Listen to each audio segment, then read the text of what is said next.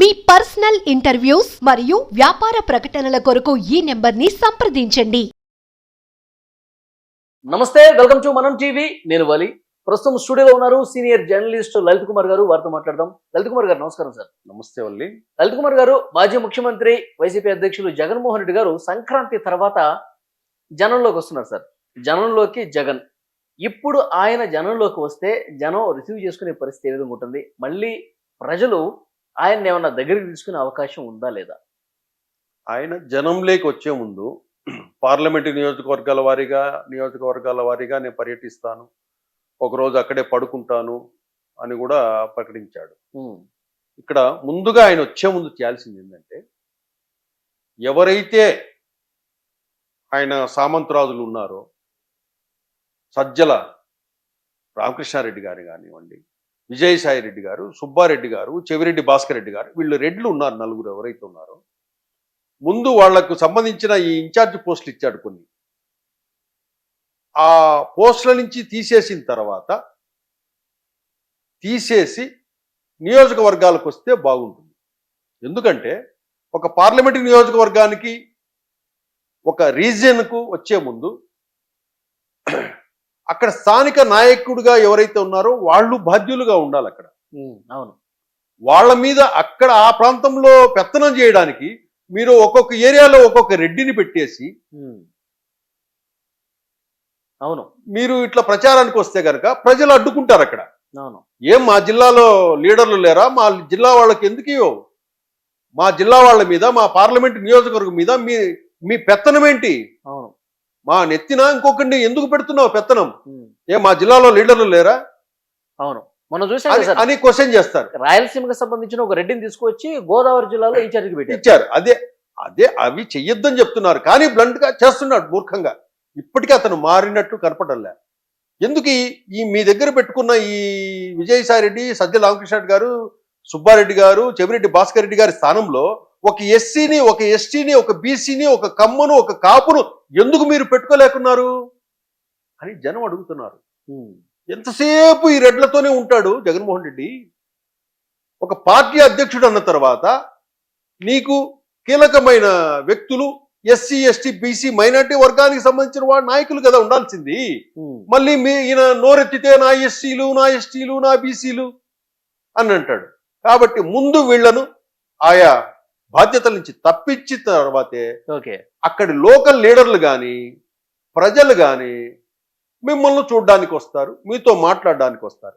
అక్కడి వరకు బాగుంది. ఇక్కడ జగన్మోహన్ రెడ్డి గారు గమనించాల్సింది ఏంటంటే, వస్తారు, చూస్తారు, పోతారు. ఇంతకు మళ్ళీ నాకు వీళ్ళు ఓట్లేస్తారా అనేది ఒకసారి విశ్లేషించుకోవాలి జగన్మోహన్ రెడ్డి గారు. వీళ్ళు మళ్ళీ నాకు ఓట్లేస్తారా? జనం వస్తారు, చూస్తారు, మాట్లాడతారు, కానీ వీళ్ళు నాకు ఓట్లేస్తారా అనేది ఆలోచించుకోవాలి. అదొకటి. ఇప్పుడు గవర్నమెంట్ ఎన్ని రోజులు అయింది? జస్ట్ 5 months 6 months ఆ మధ్యలో ఉంది. ఇప్పటి వరకు గ్రామ స్థాయిలో రోడ్లు వేస్తున్నారు. మీ హయాంలో రోడ్లు ఎట్లుండేటి మీరు చూశారు కదా. డబ్బులు లేవని చేతులు ఎత్తేసారు. అవును, ఇదే రోడ్లలో చేపలు పట్టిన సందర్భాలు ఉన్నాయి ఆంధ్రప్రదేశ్ రోడ్ల మీద. ఇవన్నీ ప్రజలు చూశారు. ఇప్పుడు రోడ్లు వేస్తున్నారు, పెన్షన్స్ ఇస్తున్నారు, తర్వాత 1 by 1 చేసుకుంటూ వెళ్తున్నారు. ఇక్కడ ప్రజలు ఇబ్బందుల్లో ఉన్నారంటే ప్రజలే వచ్చేవాళ్ళు, ప్రజలే క్వశ్చన్ చేసేవాళ్ళు. ఎందుకంటే క్వశ్చన్ చేస్తారంటే సోషల్ మీడియా ఉంది కాబట్టి ప్రజలే దాడి చేసేవాళ్ళు. ఇప్పుడు ఆ దాడి ప్రజల నుంచి ప్రశ్నలు లేవు, క్వశ్చన్ చేయటం లేదు, ఏం చేయటం లేదంటే పనులన్నీ జరుగుతున్నట్టే లెక్క. ఓకే అని ఏమన్నారు జగన్మోహన్ రెడ్డి గారు? నిన్న మీటింగ్ కూడా జరిగినప్పుడు వాళ్ళ పార్టీ నాయకులతో అంటున్నారు, సార్ మనం ఇన్ని మంచి కార్యక్రమాలు చేశాము, ప్రతి ఒక్కరికి మనం ఇంట్లో డబ్బులు ఇచ్చాము, మనకే 11 స్థానాలు ఇస్తే ఇప్పుడు ఇచ్చిన హామీలు నెరవేర్చకుండా మోసం చేస్తుంది ఈ కూటమి ప్రభుత్వం, 11 కంటే తక్కువ వస్తే సింగిల్ డిజిట్కి పరిమితం అయిపోద్ది అంటున్నారు. అవును, మీరు డబ్బులు ఇచ్చారు, ఇక్కడ ప్రజలకు ఏం కావాలన్నా ఆ వసతులు ఇస్తున్నారు. ఇక్కడ మీరు డబ్బులు ఇచ్చారు, తినేశారు. ఎవరు డబ్బులు ఇచ్చారు? ప్రజల డబ్బు ఇచ్చారు. మీ ఇంట్లో నుంచి డబ్బు ఇవ్వలేదే, మీ డబ్బు ఇవ్వలేదే, ప్రజల డబ్బు అప్పు చేసి ఇచ్చారు, ప్రజలు తిన్నారు, అయిపోయింది. ఆ ప్రజలు కూడా- నీ మీద కృతజ్ఞత ఎందుకుంటుంది? ఉమ్, ఎందుకంటే ఆ డబ్బు ప్రజలది కాబట్టి వాళ్ళు తినేశారు. ఇప్పుడు చేసిన అప్పు కూడా ప్రజలే కట్టాలి మళ్ళీ. ప్రజలే కట్టాలి, మళ్ళీ అదొక పెద్ద హెడేక్. కట్టాలి. ఇక్కడ ప్రభుత్వం 5 నెలలు అవుతోంది. వర్క్లు ఒక్కోటి చేసుకుంటూ వెళ్తున్నాం. ఏం పని చేస్తున్నారో ప్రతిరోజు చంద్రబాబు నాయుడు అనే వ్యక్తి ఏం చేస్తున్నాడు, పవన్ కళ్యాణ్ అనే వ్యక్తి ఏం చేస్తున్నాడు, లోకేష్ అనే వ్యక్తి ఏం చేస్తున్నాడు అని అన్ని విషయాలు క్లియర్గా మనకు మెయిన్ స్ట్రీమ్ మీడియాలో వస్తున్నాయి, సోషల్ మీడియాలో వస్తున్నాయి, అన్ని ప్లాట్ఫామ్స్ కనపడుతున్నాయి.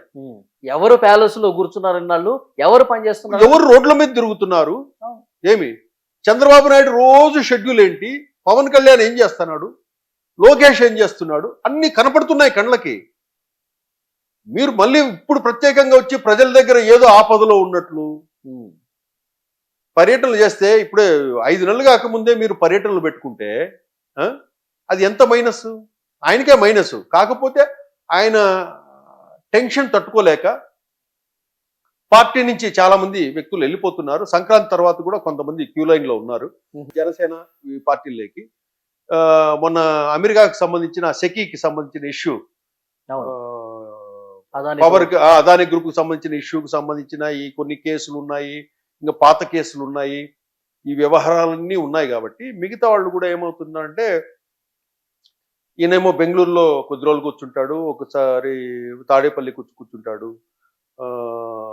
ఈ పరిస్థితుల్లో పార్టీ మనగలుగుతుందా లేదా అనే డౌట్ ఈ నాయకుల్లో వచ్చింది. ఎప్పుడైతే నాయకుల్లో వచ్చిందండి, ఇమ్మీడియట్ గా నేను జనంలో తిరుగుతూ ఉంటే కొంచెం క్యాడర్లో ఉత్సాహం వచ్చినట్టు జనాన్ని చూపించి మనకేదో పార్టీకి భవిష్యత్తు ఉందనే సీన్ ఒకటి క్రియేట్ చేయొచ్చు, అట్లాగా లీడర్లను మనం ఆపచ్చు అనే భావనలో ఇప్పుడే 5 నెలలు ప్రభుత్వం ఏర్పడే 5-6 నెలలు కాకముందే మీరు ప్రజలు ఏదో ఇబ్బందులు ఉన్నారని క్యాడర్ ని నమ్మించే ప్రయత్నం చేస్తారనుకోవచ్చు. క్యాడర్ నమ్ముతుందా లేదా తర్వాత ప్రజలు నమ్మే పరిస్థితి ఉందా? 5 ఏళ్ల పాటు ఆయన ప్యాలెస్ లో కూర్చొని బయటకు రాలా. ఎప్పుడో ఒకసారి డబ్బులు వేసే కార్యక్రమం, ఆ సభలు పెట్టి బటన్లు నొక్కి బయటకు వచ్చాడంతే. అసలు జనంలోకి కలవలేదు సార్. ప్రెస్ మీట్లు అసలు పెట్టలేదు, పరదాలు కట్టుకొచ్చారు, చెట్లు నరికేశారు. ఇప్పుడు బయటకు వచ్చి జనంలోకి వచ్చి నేను ఉన్నానంటే నమ్ముతారంటారా ప్రజలు? ఇక్కడ జనం వేరు, పార్టీ కార్యకర్తలు వేరు. జనం వేరు, క్రేజ్ వేరు. నీకు అక్కడికి వచ్చేవాళ్ళు ఎవరు? జగన్మోహన్ రెడ్డి గారి దగ్గరికి వచ్చేవాళ్ళు కార్యకర్తలు ఉంటారు ఫస్ట్.